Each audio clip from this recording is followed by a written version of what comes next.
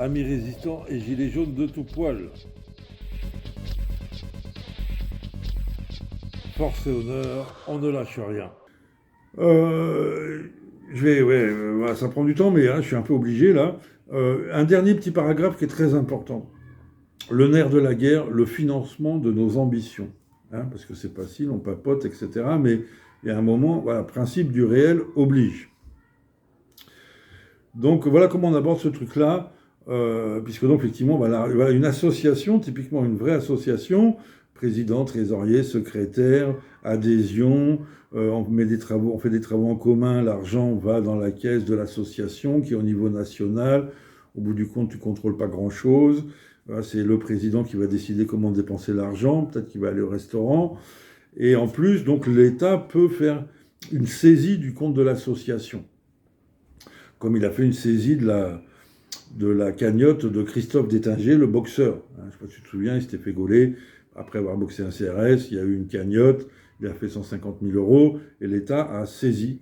Enfin, ils n'ont pas vraiment saisi, mais ils ont brisé cette dynamique, et je crois qu'ils sont encore, enfin c'est encore problématique. Je ne suis pas sûr qu'ils aient redistribué à tous ceux qui ont versé. Voilà. Ce que je veux dire, c'est que voilà, on a un problème, évidemment.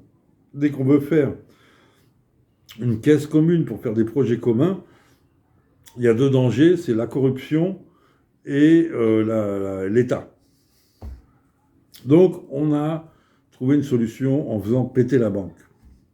Je lis et on explique après. Sujet délicat s'il en est, l'argent. Qui s'en occupe, comment, pour faire quoi, qui décide, quelle sécurité. Nous pensons résoudre cette équation en faisant sauter la banque. Il n'y aura pas de compte collectif ni associatif. Chacun sera le propre gardien, le propre banquier et gardien de sa participation. Je développe. Exemple, je mets 10 euros chaque mois, chacun selon ses moyens. Et encore une fois, c'est la circonscription qui décide, et dans la nôtre, c'est plutôt chacun selon ses moyens. Tu vois ? Donc je peux mettre 1 euro par mois ou 0 parce que j'ai pas ce mois-ci, etc. Mais je prends un exemple, je pars sur un exemple. Donc je mets 10 euros chaque mois dans une tirelire chez moi. D'accord ? Je veux participer à ce projet collectif, mais je n'ai confiance en personne. Donc mes 10 euros, je les mets dans une tirelire, dans une boîte chez moi. Tous les mois, je mets 10 euros. J'ai 20, 30 euros au bout de 3 mois, 50 euros au bout de 5 mois, etc., etc. Mais c'est là. Il n'y a personne qui peut mettre la main dessus. Tant que moi, je ne décide pas comment ça va être utilisé. Et encore une fois, ça va être des décisions qui vont se décider au niveau de la circonscription et non pas au niveau d'un bureau national. Si ma circonscription est composée de 10 membres qui épargnent chacun 10 euros par mois, nous avons une capacité de 100 euros par mois. D'accord ? Nous sommes 10 dans la circonscription, mais chacun 10 euros. En un mois, on a 100 euros. En 2 mois, on a 200 euros. En 3 mois, on a 300 euros. Nous pouvons décider de les utiliser au niveau local, pour éditer des tracts, pour acheter une banderole, par exemple, etc., ou des feux d'artifice. Ou nous pouvons aussi décider d'épargner pour financer des projets départementaux ou nationaux. Si les 577 circonscriptions ont la même capacité, nous aurons ensemble la capacité de mobiliser 57 700 euros par mois au niveau national.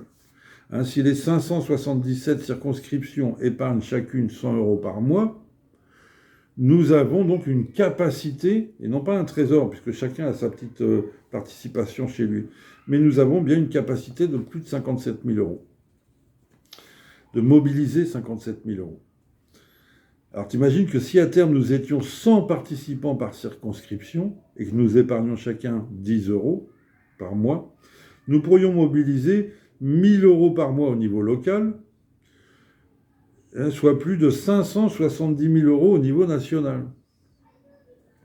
Nous avons le droit d'avoir l'ambition d'avoir 1000 citoyens impliqués et révoltés dans chacune des circonscriptions. Et dans ce cas-là, on pète les scores. Nous arriverions à plus de 5 000. Si nous étions 1000, donc là on est bien dans la théorie, par circonscription. Aujourd'hui, je crois que le projet, on est 250 en tout au niveau national. Mais imagine que nous soyons 1000 au niveau de chaque circonscription, donc la veille des élections, peut-être dans 5 ans, la veille des élections présidentielles ou législatives, il y a une telle pression que énormément de citoyens doivent s'impliquer et qu'on aurait bien fait la promotion de ce projet. Et voilà, tout d'un coup, tu as 1000 citoyens, ce qui n'est pas beaucoup hein, par circonscription, ce qui est beaucoup et pas beaucoup. Dans ce cas-là, nous aurions plus de 5 millions d'euros par mois en capacité. Nous serions donc en mesure de concurrencer la capacité financière de n'importe quel parti politique ou syndicat. Nous pourrions générer des campagnes d'affichage national, des locations de bus, des caisses de solidarité. Pourquoi pas organiser des grèves une fois que tu es un vrai réseau et que tout le monde veut faire la même chose au même moment et que tu as une capacité formidable d'autofinancement, c'est le top. Et alors, de fait, c'est écrit en gras, de fait que chacun est le banquier et gardien de sa participation, il sera impossible de saisir ou détourner les avoirs de cette organisation, de cette structuration. D'accord ? Parce que, voilà, encore une fois, c'est à titre individuel. Moi, j'ai mon petit trésor chez moi. Tout le monde a son petit trésor chez lui. Tu as un vote. On fait des affiches au niveau local où donc on va faire une campagne nationale pour les législatives. Donc, il faut des millions. Hein, c'est pas compliqué. Pour gagner une élection, c'est beaucoup d'argent. Là, on joue avec leurs armes et on espère les battre avec leurs armes. Voilà, collégialité, cohésion, structuration, RIC, bienveillance et transparence sont les maîtres mots de ce projet pour la France, pour l'honneur des travailleurs, de leur naissance à leur mort, pour l'honneur des morts, des mutilés, des prisonniers gilets jaunes, on lâche rien. Hein, voilà, ça c'est vraiment la dernière initiative des gilets jaunes qui n'ont pas fini, on est là, c'est un mouvement historique. Même si pour beaucoup c'est fini, c'est terminé, etc. L'esprit gilet jaune est toujours là. Il y a physiquement encore énormément de ronds-points, de rencontres, voilà, locales. Et il y a un esprit gilet jaune qui est toujours là. Hein. Donc, voilà, évidemment, on apprend de la lutte. Hein. Ça fait bientôt 4 ans qu'on est, j'ai envie de dire, en première ligne. Parce qu'on les Gilets jaunes aussi ont été en première ligne dans la lutte anti-confinement, etc., et ses conséquences. Et donc là, il y a, je crois, vraiment un projet très intéressant à travailler, à essayer, et qui pour le coup ne coûte rien, puisque si jamais tu vois que ça foire, ce système, tu as ta petite cagnotte qui est chez toi, tu ne te seras pas fait arnaquer par Pierre, Paul ou Jacques. Voilà, bon écoute, de toute façon, j'ai fait effectivement une grande vidéo sur le sujet, mais bon voilà, c'était nécessaire, il fallait le faire. Si j'avais eu plus de temps à Auch, j'en aurais parlé à Auch, mais tu vois que c'était compliqué aussi. Donc écoute, on lâche rien. S'il y a 577 pouces bleus sur cette vidéo, j'en ferai une autre sur le sujet. Et si je vous emmerde, ça sert à rien que je continue, évidemment. Et nous, on fera notre petite soupe, notre petite embouille au niveau local, si ce n'est départemental. À très bientôt, les amis. On ne lâche rien.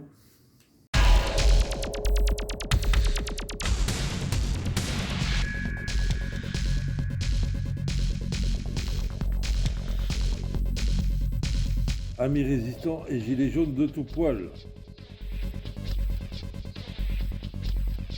Force et honneur, on ne lâche rien.